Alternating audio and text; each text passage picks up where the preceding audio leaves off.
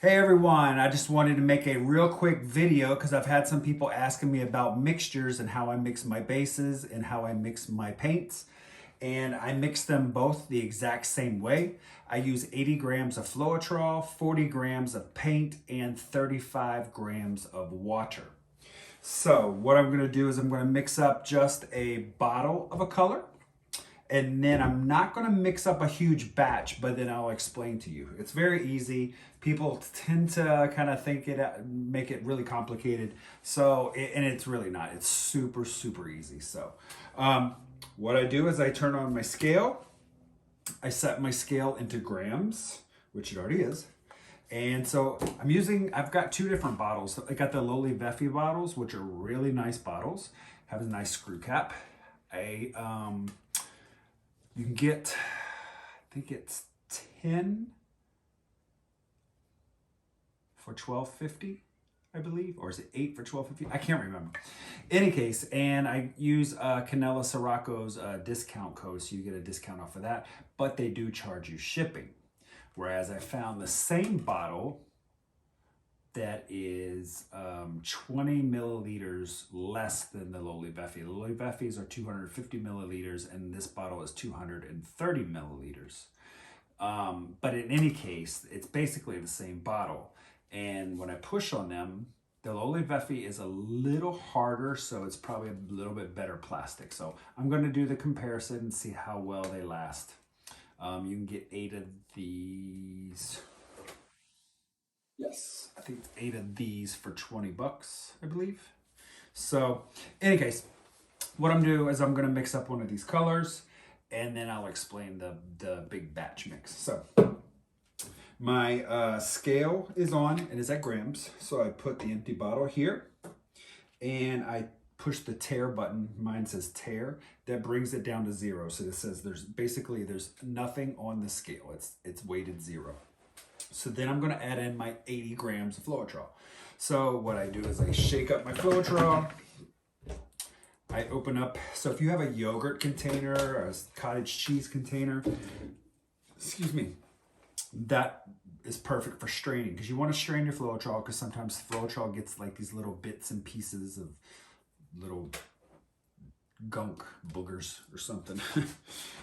So you want to strain that out. So I take a little household kitchen strainer.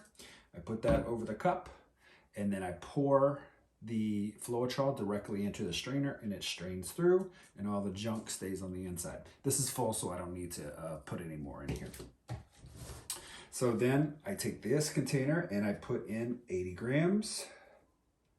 And it doesn't need to be exactly 80. It could be 78, 79, or 81, 82. I try to get that number. And just like that, I went over by 6. And so that's just because I didn't pour slow enough. So I have 86 grams of, now it says 87. So I tare, so now it equals 0 again. And now I'm gonna open up my new tube. And this is Pebeo Studio Acrylics Iridescent Copper. I don't squeeze the paint out of this twist cap because it will tend to get clogged. So I'd rather take it right from the mouth of the bottle. So now I'm gonna squeeze in, this said I think 46, so I'm gonna do, 86, so I'm gonna do 46 of paint. I try to keep them equal, so 80, 40, 35. So I did 86, so I'll do 46. So squeeze that in there.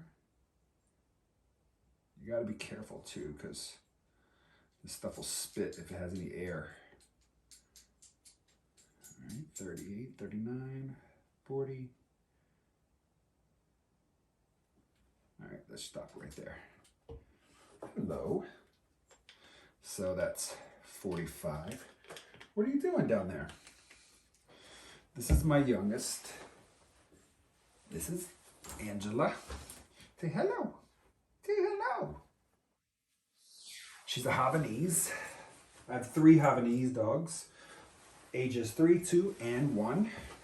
So my house is very busy.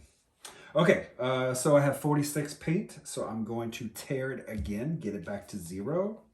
And now I am going to put in 35 of water. So I will bring this up to, actually, no, you know what? I'm going to do 35. Actually, I just lied. And I'm going to do 40, it says 42. So my batches, the way I keep it is 80 grams of Floetrol, 40 grams of paint, and 35 grams of water. I'm okay with this copper going over in the water because the coppers tend to be a little thicker, so the water can thin it down. So then I just put I put the tap on it, shake it up, beat the bottom, get all the Floetrol out of there.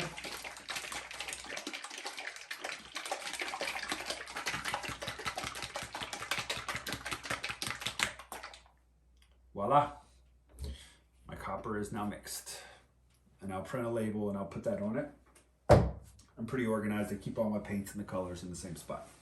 So the next thing is to do up a big batch. So I use big canisters. So I'll use peanut butter jars, spaghetti jars.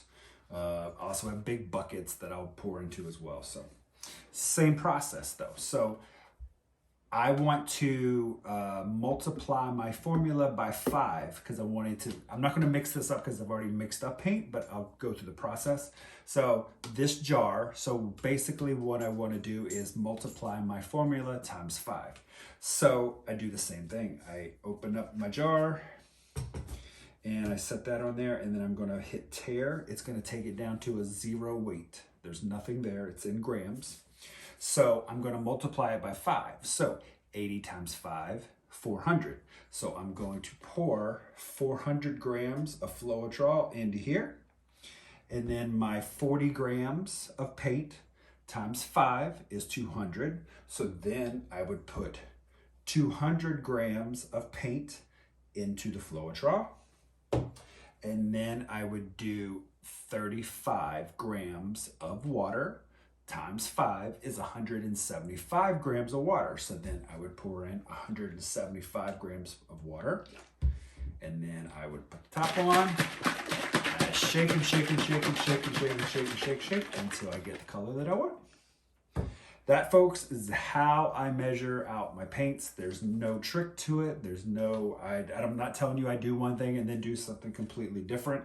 This is the way I do it. So 80 grams of Floetrol, 40 grams of paint, 35 grams of water. If you want your paint a little thinner, you can make more water, put more water in. If you want them a little thicker, you can go less water. You can bring it down to say 30 grams or 25. And depending on your recipes and what kind of pours you're doing, you may need thicker paints. You may need thinner paints. Right now I'm just doing Dutch pours, so I keep them fairly thin so I can blow it around on low. That's it. Nothing, no magic recipe, no magic ingredients. 80 Floetrol, 40 paint, 35 water. Okay guys, I will see you next time. Have a good day.